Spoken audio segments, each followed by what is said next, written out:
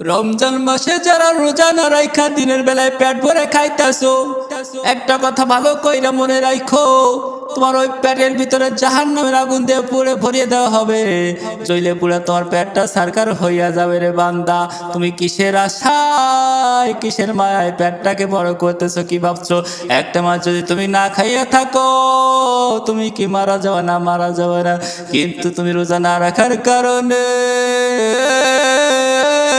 জাহান্নামে তোমাকে এমন ভাবে মারা হবে, এমন ভাবে মারা হবে তুমি কল্পনাও করতে পারবে না রে বাবা। এই জন্য দিনের বেলায় খাইও না, আল্লাহর হুকুম পালন করো, সিয়াম পালন করো। তুমি যদি এই রোজাগুলো পালন করো,